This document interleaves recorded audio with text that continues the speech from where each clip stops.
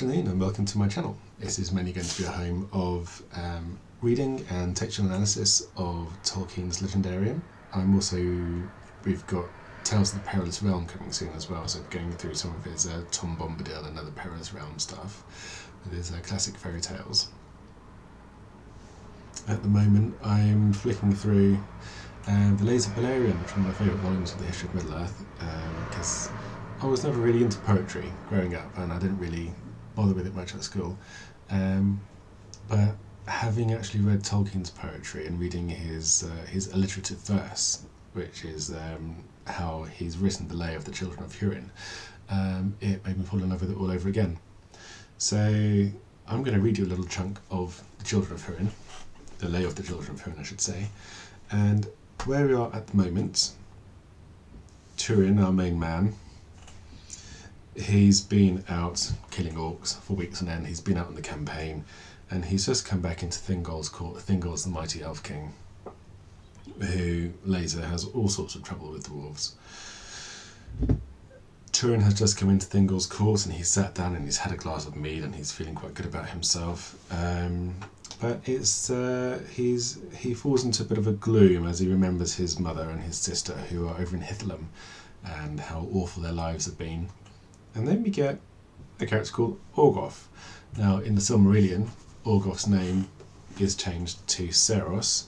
I'm not entirely certain when the story of the Silmarillion was written, but of course was compiled later on by his son Christopher Tolkien. But the Lay of the Children of Hurin was written in 1918, so I think there's a good 30 or 40 years between the Lay of the Children of Hurin from the history of Middle-earth and the Silmarillion version, which we get later on. So Orgoth Seros has started taking the mickey out of Turin and his unkempt appearance, because of course all these elves all look fantastic and they've got all their hair and they've got their eyeliner and stuff. And our man Turin is pretty messy. He smells of horses just got off his horse, his hair's uncouth, he's got bits of twigs all over him, and he's a bit of a state. So where are we? But on this day of the feast, more deep his gloom than of wont, and his words menward harder. For of 12 long years tale was full, since Morwen his mother through a maze of tears he looked the last.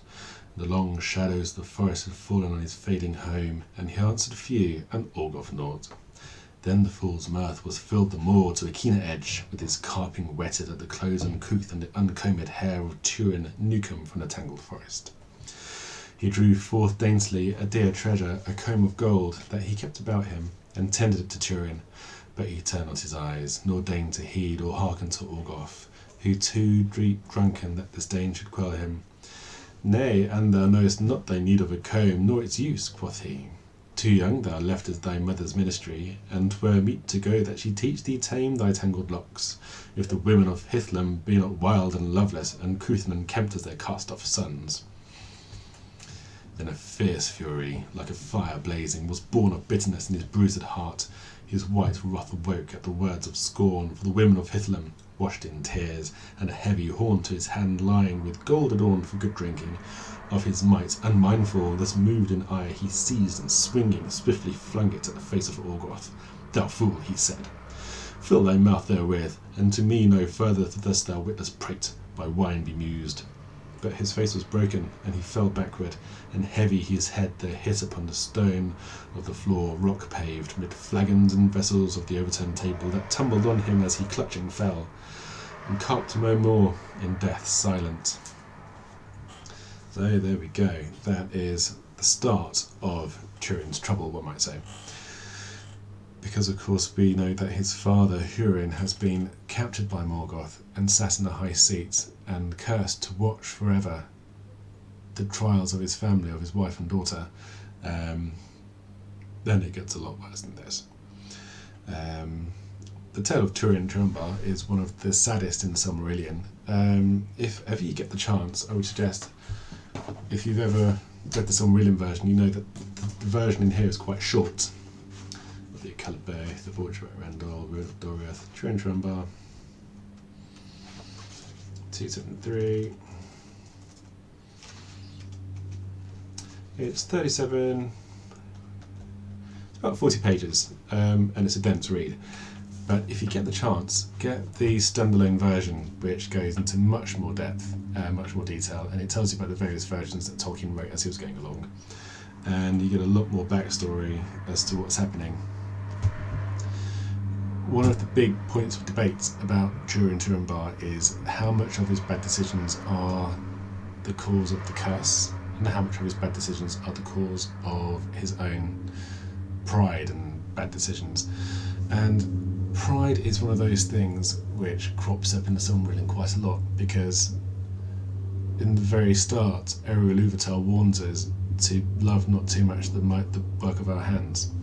And repeatedly we see Turin do this, most importantly when he builds a bridge over the river to Narog, to Nargothrond, and the people from Ulmo come and say, look, you should knock down the bridge because it's pointing where this hidden fortress is.